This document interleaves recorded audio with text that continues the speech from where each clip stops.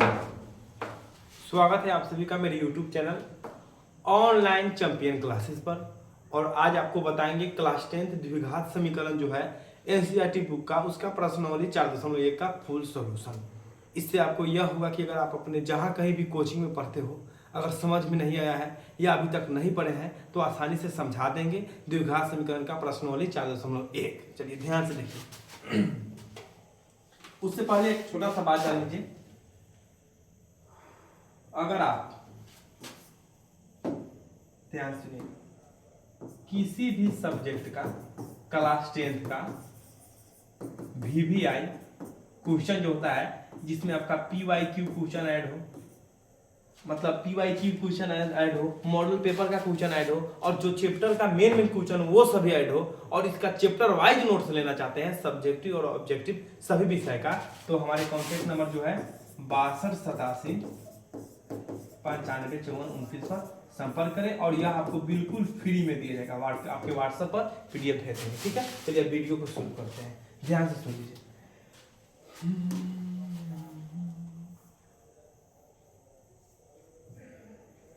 देखिए इधर अगला आ गया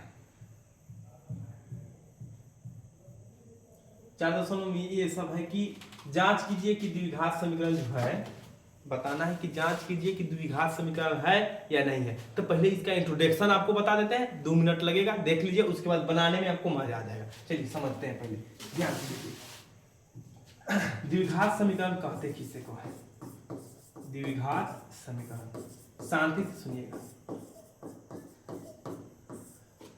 जिस समीकरण का चर का घात, चर किसको कहते हैं? एक्स वाई जेड वाला संख्या को चर कहते हैं। चर का घात 2 हो, चर का घात कितना हो? 2 हो। तो वह समीकरण जिसका घात 2 हो उसे द्विघात समीकरण कहते हैं। वो भी किसका घात? चर संख्या का घात 2 होना चाहिए। किसका घात? चर संख्या का घात अगर 2 है तो वह द्विघात समीकरण है। चर संख्या किसको कहते हैं? जिसका मान बदलते रहे, यानी कि एक्स वाई जेड जो फिक्स नहीं है, जिसका मान फिक्स नहीं है, बदला ही रहे, उसे कहेंगे चर संख्या। अचर संख्या 1 2 3 4 5 6 हो गया।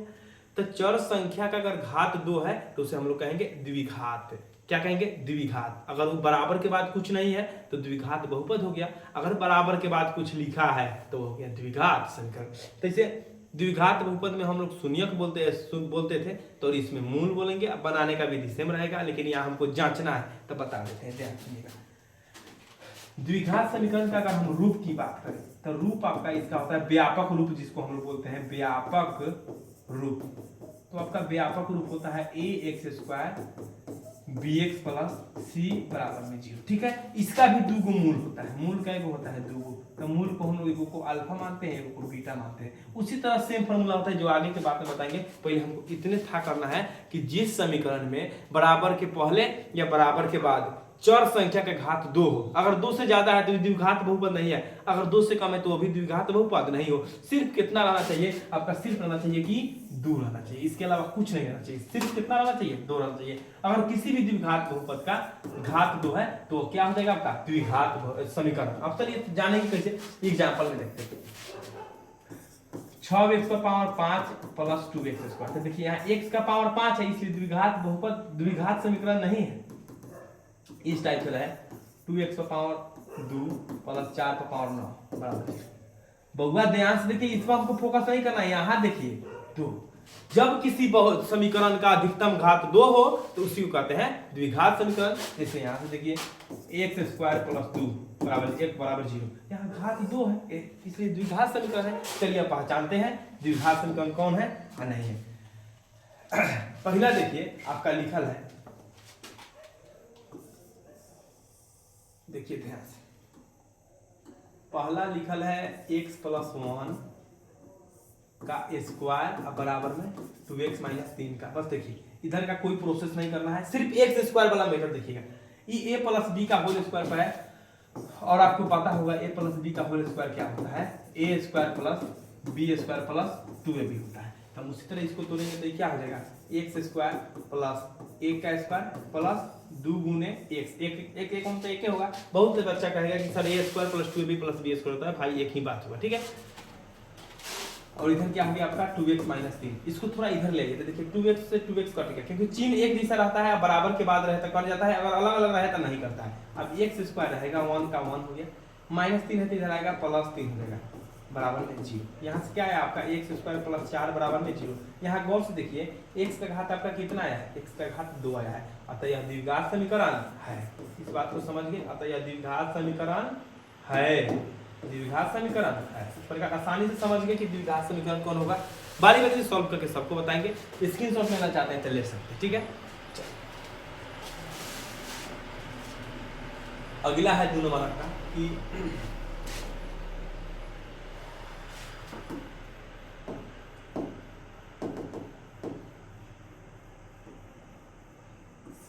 x² - 2x बराबर में -2 × 3x।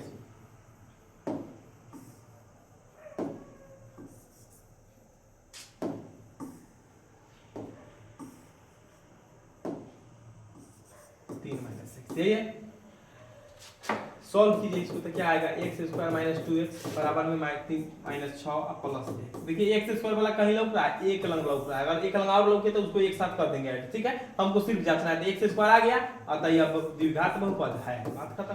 x² आना चाहिए, अगर x तो पावर 3 भी आ जाए, x² से ज्यादा आ जाए नहीं होगा, लेकिन रहना चाहिए किसका, चर संख्या का। आप समझिएगा। नेक्स्ट देखिए x - 3 नंबर देखिए, 1 का 3 नंबर, x - 2 और है आपका x + 1 बराबर में x - 1 और x + 3। इसको शांति से सॉल्व कीजिए। पहले ये x है दोनों में गुना करेंगे तो x² + x है -2 से दोनों में गुना करेंगे तो -2x - 2 अब बराबर में x से है दोनों में गुना करेंगे तो x² + 3x -1 से -x -3, x² से x² कट गया। अब यहाँ देखिएगा गौर से, तक दूर दूर तक x² नजर नहीं आ सकता है, और कभी भी x जुड़कर x² नहीं बना सकता है, गुने होकर x² बना सकता है। अतः हम कह सकते हैं कि ये जो है ना ननकु, ये द्विघात समीकरण ही नहीं है, ये द्विघात समीकरण नहीं है, ठीक है। फिर से बता देते हैं, द्विघात समीकरण कहते किसको है, जिस समीकरण का घात 2 हो, अधिकतम घात 2 हो, तो सबसे चर संख्या रहना चाहिए, ठीक है। आप समझिए। अगला देखिए 3 नंबर के बाद आइए जांच कीजिए कि क्या अकेले गए हैं। 4 नंबर देखिए, 4 नंबर देखिए आपका क्या है, x - 3 × 2x + 1 और बराबर में है आपका x × x + 5। इसको सॉल्व कीजिए, तो सॉल्व करेंगे तो क्या होगा, x से गुना करेंगे दोनों में तो क्या हो जाएगा, 2x² प्लस फिर x है, x से अभी गुना किया है दोनों में, अब फिर आप 3 से गुना करेंगे दोनों में तो -3 दूना 6x और कम 3 बराबर में x² + 5। x² से x² कट गया, और नहीं यहाँ नहीं कटेगा।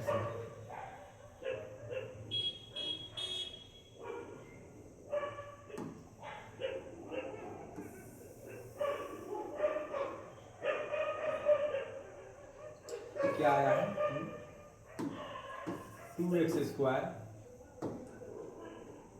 x -3 गुना 6x और -3 बराबर में x² + 5। देखिए यहाँ 2x² है, इधर x² है, तो घटा इसको ले आइएगा इधर, 2x² - x -6x -3 -x² और -5, क्योंकि यहाँ प्लस था और यहाँ भी प्लस है, प्लस मतलब प्लस बराबर से पहले आता है तो माइनस हो जाता है।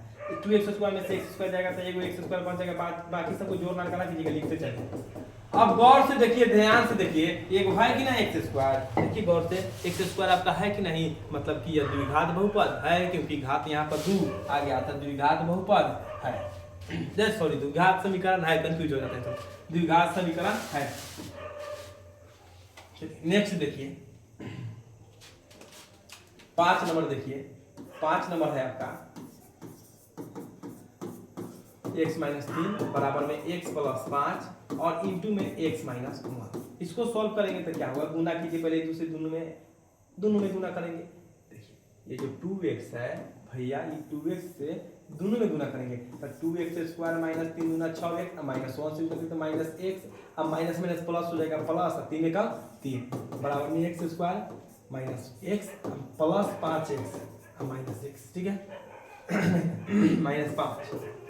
देखिए इधर 2x² इधर x², इतना सोचिए, इधर 2x² इधर x², 2x² में से एगो x² चल जाएगा तो x² रहेगा कि नहीं गो, अब बाकी पता 10 के 10 रहेगा, रूट होगा तो हमको पहचानना है, सिर्फ ये ऑब्जेक्टिव में आता है। तो कितना जल्दी पहचान ले ये आपको बहादुरी होगा, ऑब्जेक्टिव कितना जल्दी बना ले यह बहादुरी होता है।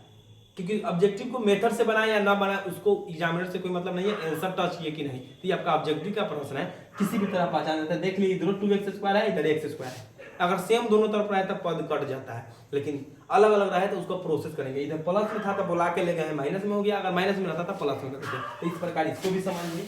अगला देखिए 6 number, x² plus 3x plus 1 बराबर में x माइनस 2 का होल स्क्वायर है। ये आपका 6 नंबर। तो इसको तोड़ेंगे तो क्या हो जाएगा, x² प्लस 3x प्लस 1 और इसका स्क्वायर x² प्लस 2 दूना 4 माइनस 2 4 देखिए x² से x² आपका कट गया, तब कुछ थोड़ी है ना बचा, इसका मतलब ये बहुपद नहीं है, बहुपद नहीं है, समझ गए। जस्ट फिर यार समीकरण नहीं है, द्विघात समीकरण नहीं है, क्योंकि जिस समीकरण का घात 2 नहीं है वह द्विघात समीकरण नहीं होता है। नेक्स्ट है आपका 7 नंबर, देखिए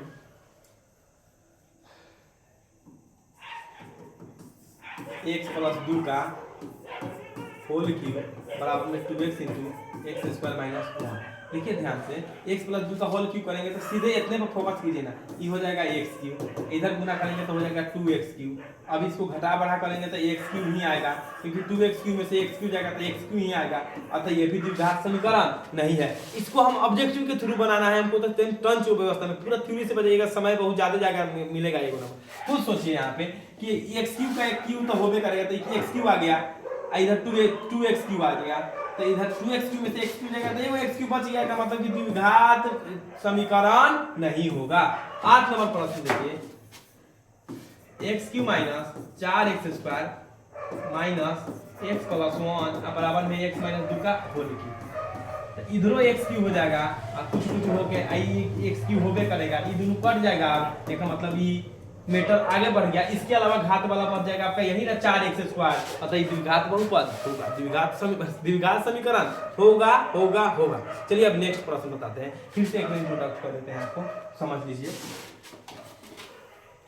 ये रहा द्विघात समीकरण का रूप बराबर में 0, ठीक है। इसके अलावा इसका भी मूल 2 होता है और इसका घात जो होता है चर संख्या का वो भी 2 होता है, ठीक है।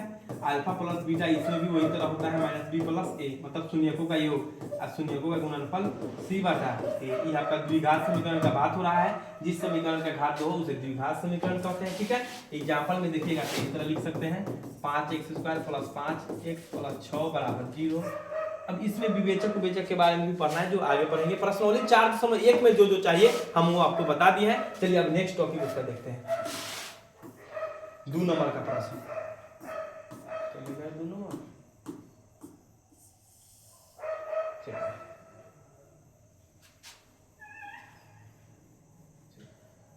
इसको द्विघात समीकरण के रूप में निरूपित करना है, बाद में मान ज्ञात करना है। अभी द्विघात समीकरण के रूप में निरूपित करना है, हल जब बताएंगे उस समय आपको हल कर देंगे।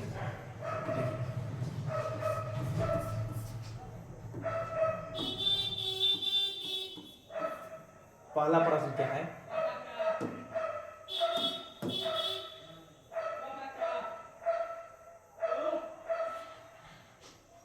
देखिए एक आयताकार भूखंड का क्षेत्रफल 528 मीटर स्क्वायर है, क्षेत्र की लंबाई चौड़ाई के दुगुनों से 1 अधिक है। पहले ध्यान सुनिए, कोई आयताकार है भूखंड है, तो इसका ही चौड़ाई हो गया, चौड़ाई छोटा होता है और लंबाई बड़ा होता है। लंबाई को x मान लिए, चौड़ाई को, ध्यान सुनिए, छोटा वाला को मानिए, ध्यान से सुनिएगा, छोटा वाला को मानिए। दिया है चौड़ाई मान लीजिए x, तो लंबाई क्या है, चौड़ाई के दुगुने से, चौड़ाई के दुगुने से 1 ज्यादा, 1 ज्यादा लिख दी। अरे चौड़ाई के दुगुने से 1 ज्यादा है, तिगुना बोलता 3 का के 1 जोड़ देते सीधा। अब हमको दिया है, आगे बढ़िए, आयत का क्षेत्रफल, आयताकार है तो यही से ना चलेंगे, आयत का क्षेत्रफल से। तो आयत का क्षेत्रफल कितना दिया है, 528 मीटर स्क्वायर। सुनिएगा ध्यान से, तो आयत का क्षेत्रफल क्या होता है, लंबाई गुने चौड़ाई होता है आपका, लंबाई गुने चौड़ाई बराबर 528। अब ध्यान से सुनिए, लंबाई है 2x प्लस 1 और चौड़ाई है आपका x बराबर 528। इसको सॉल्व करेंगे तो क्या हो जाएगा 2x² प्लस x माइनस 528, ये आपका द्विघात समीकरण के रूप में आ गया। और अभी तक आप लोग से सिर्फ यही पूछ रहा है, ध्यान से देखिएगा, अभी यही पूछा जा रहा है, समझ गए। सॉल्व करने की बात आएगा तो आपको तोड़ बताया जाएगा, उसको सॉल्व कैसे करना है उसके आधार पर 32-33 शायद तोड़ होगा इसका, तो उतना नहीं जाना है, अभी सिर्फ लिखना है हमको। देखिए गौर से, द्विघात समीकरण के रूप में लिखना है। हल करने का रूल बताएंगे दूगु नियम से, श्रीधराचार्य सूत्र से, जो होता है मूल बराबर minus b plus minus root under d बटा में 2a, डी बराबर होता है बी स्क्वायर माइनस 4ac जो विवेचक होता है, या गुणनखंड विधि से। ठीक है, तो पहले इतना जान गए, ये आपका रूप हो गया, ये आपका प्रश्न संख्या 1 था। ठीक है, अब दूसरा देखिए प्रश्न संख्या, दूसरा देखिए ध्यान से, दो क्रमागत धनात्मक पूर्णांकों का गुणनफल 300। देखिए क्रमागत बोले सम संख्या, सुनिएगा ध्यान से, क्रमागत सम संख्या रहे तो आवाज कम कीजिए लगा है। क्रमागत सम संख्या बोले तो, क्रमागत संख्या सम संख्या बोले तो उसको हम लिखते हैं एगो को x, एगो x प्लस 2 और एगो x प्लस 4, इस तरह चले चल जाता है। अगर विषम संख्या रहे तो उसको मानते हैं भी हम इसी तरह x प्लस 2, x प्लस 4। ठीक है, अगर रहे पूर्णांक संख्या, धनात्मक पूर्णांक बोले तो एगो x और एगो x प्लस 1 फिर x प्लस 2, मतलब इसी तरह कंटिन्यू हम आगे बढ़ते चलेंगे, समझ गए। तो अब चलिए बात को शुरू करते हैं। अब तक क्या टॉपिक दिया है, दो क्रमागत धनात्मक पूर्णांकों का गुणनफल लिखेंगे, माना कि वो पूर्णांक, माना कि वह धनात्मक, का नंबर बना रहा है 2 नंबर, माना कि वह धनात्मक पूर्णांक बराबर में x और x प्लस 1 आता, इसका गुणनफल है ना दिया है, तो गुना कर दीजिए, x इंटू x प्लस 1 बराबर में 300, 6 गुना कीजिएगा तो x स्क्वायर प्लस x, इसको लिए माइनस 306 बराबर 0। इसका रूप हो गया रूप, यही पूछ रहा है, पूर्णांक को ज्ञात करना है, आगे बताएंगे। देखिए अब चलिए तीसरा देखते हैं। रोहन की माँ उससे 26 वर्ष बड़ी है, ध्यान से सुनिएगा, एगो रोहन है, ये रहा रोहन, ठीक है, एक तरफ उसकी माँ है, रोहन की माँ है, ये रहा रोहन की माँ, रिस्पेक्टेबल है, ये मान लीजिए रोहन की माँ है, रोहन नाम को लिखा होगा तिरुपना देवी। ठीक है, अब शांति सुनिए, ये दोनों में बड़ा कौन होगा, तो रोहन की माँ होगी, तो हम छोटका को मानते हैं, तो रोहन का उम्र मान लिए छोटा है, इसलिए रोहन का उम्र x मान लिए। अब इनमें दिया है रोहन की माँ उससे 26 वर्ष बड़ी है, तो माँ हो जाएगा x प्लस 26 वर्ष। ध्यान से सुनिए, उनकी आयु का गुणनफल अब से 3 वर्ष पहले 360 हो जाएगी, अब से 3 वर्ष से पश्चात 360 हो जाएगी, मतलब बात उनकी आयु के गुणनफल अब से 3 वर्ष बाद, 3 वर्ष बाद इसका उम्र कितना हो जाएगा x प्लस 3, और इसका कितना हो जाएगा x प्लस 29, 3 वर्ष बाद यही ना हो जाएगा, 3 वर्ष पश्चात मतलब बाद। हमें रोहन की वर्तमान आयु बताना है, पहले तो रिलेशन अभी बताना है। माँ उससे 26 वर्ष बड़ी है, उनकी आयु 3 वर्षों का गुणनफल, उनकी आयु का गुणनफल अब से 3 वर्षों के पश्चात मतलब 3 वर्षों के बाद। अब ध्यान सुनिए, तो ये 29 हो जाएगा 3 वर्ष पर, ये हो जाएगा x प्लस 3। अब ध्यान से सुनिए, इसको कर देंगे कितना के बराबर, 360 के बराबर। ठीक है, अब इसको सॉल्व करेंगे, तो सॉल्व करेंगे क्या होगा, 1 से दोनों में गुना करेंगे तो x स्क्वायर प्लस 29x, फिर 3 से गुना करेंगे तो 3x प्लस 87 बराबर में कितना दिया है 360, इधर सबको बुला लेंगे तो क्या हो जाएगा x square plus 32x plus 87 minus 360 बराबर 0। तो हो जाएगा आपका x स्क्वायर प्लस 32x और उधर से हो जाएगा आपका कितना 273 माइनस 273 बराबर में 0। अभी ना सोचिएगा कि सर हल क्यों नहीं कर रहे हैं, अभी आपको सिर्फ लेसन बताना है, हम इसको हल करके बुआ अच्छा से बताएंगे। ठीक है, पहले गुणनखंड विधि से समीकरण को हल करना सिखाएंगे, उसमें बहुत कंसेप्चुअल होता है, मतलब कंसेप्ट वाला होता है। अब ध्यान से सुनिए अगला, एक रेलगाड़ी 480 किलोमीटर की दूरी समान साल से तय करती है, यदि इसकी चाल 8 किलोमीटर प्रति घंटा कम हो तो वह दूरी तय करने में 3 घंटा अधिक लेती है, तो हमें रेलगाड़ी की चाल ज्ञात करना। चलिए आप खुद समझिए, इतना जब सॉल्व कर देना है तो समीकरण सॉल्व करना कौन बड़ा बात है, लेकिन अभी आप लोग को अनपढ़ हो जाएगा, अभी इतने पर रहिए। हम पढ़ा रहे हैं मुख्यतः बिगिनर बच्चों के उद्देश्य से कि पूर्णतः धीरे धीरे बनाए, उसको याद रखिएगा। फर्स्ट मान लीजिए हम ईंटा थकियाना है बहुत ऊंचा तक, तो एक ही लेवल में थकिएगा तो गिरने का चांस रहता है। अगर फर्स्ट राउंड में 10 गो मतलब चारों बगल से 10-10 गो 10-10 गो वर्गाकार रूप में सजाया जाए, फिर 8 गो, फिर 9 गो, फिर 8 गो, इस तरह धीरे धीरे सजाया जाए ना तो बहुत ऊंचा तक ले जा सकते हैं। लेकिन एक लाइन से सजाए तो गिरने का डर रहता है, समझ गए? अब ध्यान से सुनिएगा। अब है आपका एक रेलगाड़ी 480 किलोमीटर की दूरी समान चाल से तय करती है, तो उसका हम चाल मान लेंगे। रेलगाड़ी का चाल आपका होगा x किलोमीटर प्रति आवर, ठीक है। यदि इसकी चाल 8 किलोमीटर कम होती है, अगर चाल 8 किलोमीटर कम हुआ, चाल 8 किलोमीटर प्रति आवर कम होने पर तो चाल क्या हो जाएगा? चाल बराबर नए चाल x माइनस 8, वह दूरी तय करने में 3 घंटा अधिक लेता है। मतलब क्या हो गया, लॉजिक क्या हो गया कि अब हो जा रहा है 480 x माइनस 8, अब माइनस कर दीजिएगा 480 बता x, ये लग जा रहा है 3 घंटा ज्यादा, ठीक है। अब इसको हम लोग सॉल्व करते हैं। सॉल्व करेंगे तो क्या आएगा, एलसीएम आपका आएगा, इधर सॉल्व कर रहे हैं x माइनस 8 इंटू में x माइनस 8 से x माइनस 8 बच गया 480 x, ठीक है। माइनस के माइनस दे दिए, x से x कट गया, तब आपका आ जाएगा क्या 480 इंटू x माइनस 8, ये ना आएगा। अब ब्रैकेट में कर दीजिए। अब इसको सॉल्व कीजिए, तो सॉल्व करने पर आपका क्या आएगा, देखिए इधर से जगह का अभाव है, 480 x माइनस है तो माइनस 480 x हो जाएगा। 48 से गुना करेंगे 8 में तो आपका आ जाएगा 384, मतलब ये हो जाएगा आपका माइनस माइनस प्लस प्लस 340। अब आटा में आपका क्या हो जाएगा x स्क्वायर माइनस 8, ठीक है। अब बराबर में 3 लिख दीजिएगा। जी इसको फ्रेश हम बना देते हैं, इतना था।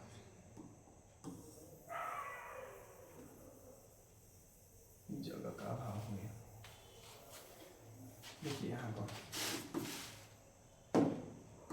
यहाँ से आया हमको 480 x माइनस 480 से गुना जब x में कीजिएगा है x में तो क्या हो जाएगा 480 x। आप ध्यान से सुनिएगा, 480 से इसमें गुना कीजिएगा तो माइनस 384 जीरो। अब बटा में आपका हो जाएगा क्या x स्क्वायर माइनस 8, अब बराबर में आपका 3 जो आया था वो हो जाएगा। देखिए इसको सॉल्व कीजिएगा तब क्या है, इसको मिटा देते हैं।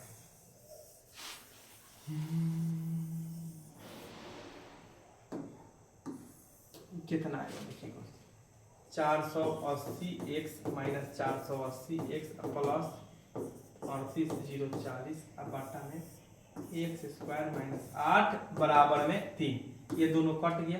देखिए गौर से, तो आपका 3 से इसमें भाग दे दीजिए पहले, डायरेक्ट लग जाएगा, तो 3 से भाग दीजिएगा पहले, ये आ जाइए, ये इतना आया 38 40 बटा में x स्क्वायर माइनस 8 बराबर में 3, बटा करेंगे 3 से भाग देंगे तो 12 3 36 और 128 मतलब कितना मतलब है 100, मतलब 1280 मतलब। तो 8 से गुना करने पर क्या आएगा x स्क्वायर माइनस 8 बराबर में 1280, इसको बुला लाइए इधर, तो x यहाँ x से गुना किए हैं, यहाँ x लग जाएगा, सॉरी यहाँ भी x हो जाएगा, यहाँ भी x, तो क्या हो जाएगा x स्क्वायर माइनस 8x अब माइनस 1280 बराबर 0, ये आपका रिलेशन आ जाएगा, ठीक है।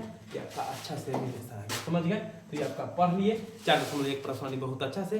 मिलते हैं 4.2 में, और उसमें बता देंगे गुणनखंड विधि से और श्रीधराचार्य सूत्र से समीकरण को हल कैसे करें, ठीक है। धन्यवाद दोस्तों।